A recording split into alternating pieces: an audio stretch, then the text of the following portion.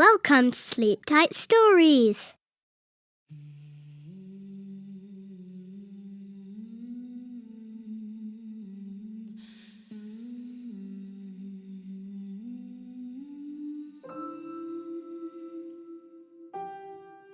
New Year's Eve.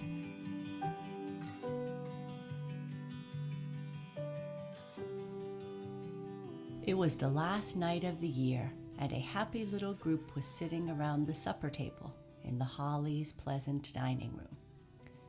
There were Mr. and Mrs. Holly and their two children, Leland, who was a wide-awake boy of 14, and Rachel, who was 2 years younger.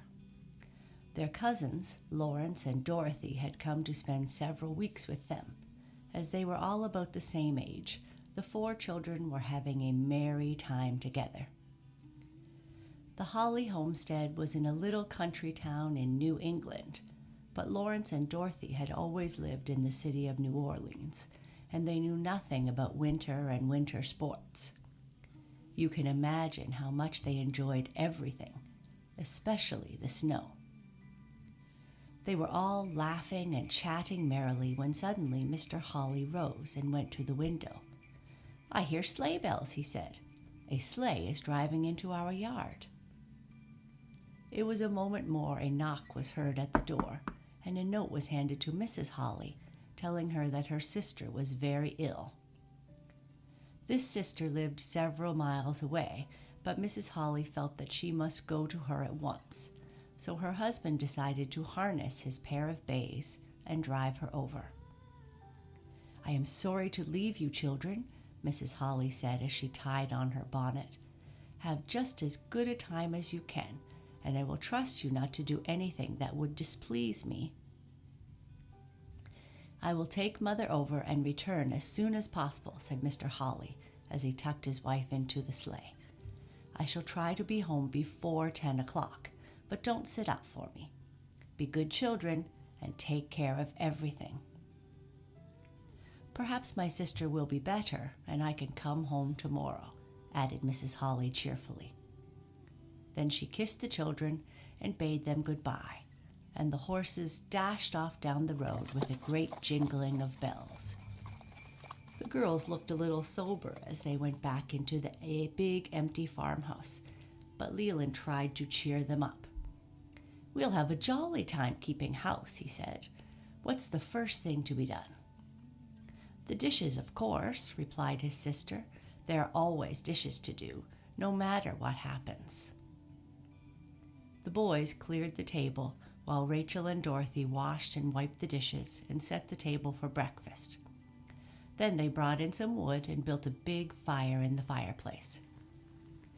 The flames went roaring up the chimney, and the children sat for a long time before the fire, watching the rings of sparks that twisted in and out of the soot-covered bricks.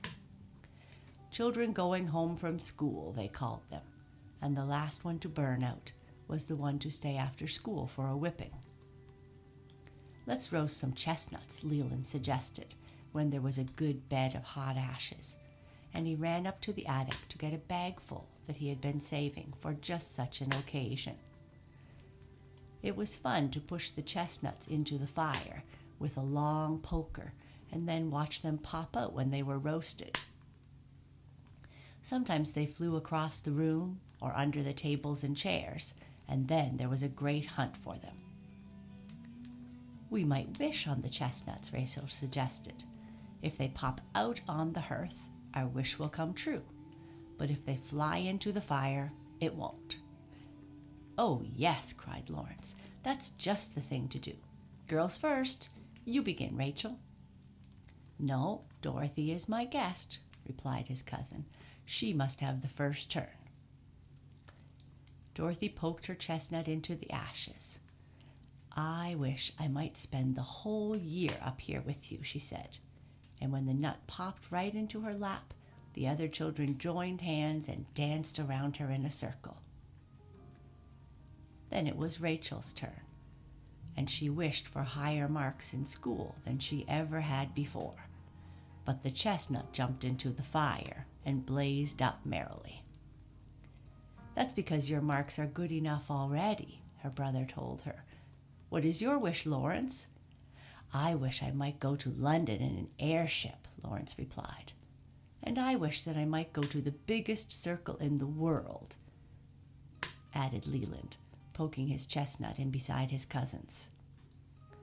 One of the nuts popped into the farthest corner of the hearth, and the other burned to a little black cinder, but the boys couldn't decide whose chestnut it was that flew away, so they couldn't tell which one was going to have his wish.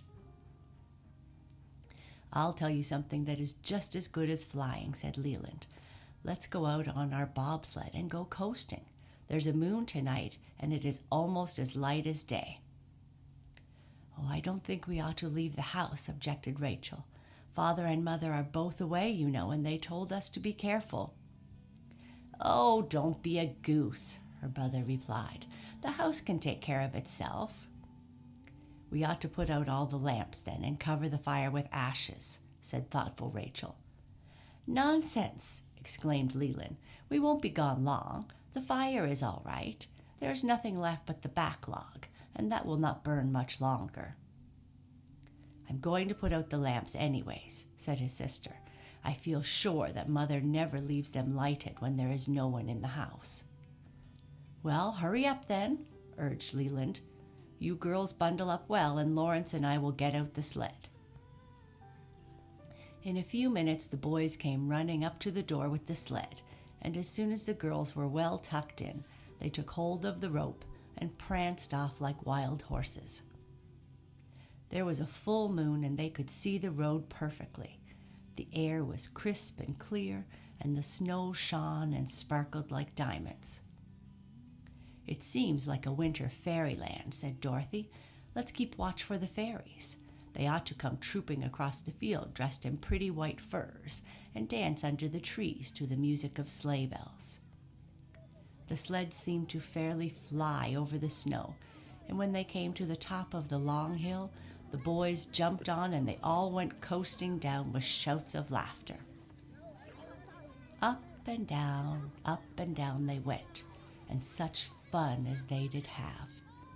Of course they stayed out much longer than they meant to, but at last Rachel said, "It must be getting late. Father was coming home at 10, and he will wonder what has become of us." The boys trotted home again more slowly, and as they came in sight of the house, they saw Mr. Holly had already arrived before them. The room downstairs were brightly lighted, and when they passed the living room windows, they saw him hurrying to and fro as if he were busy about some work.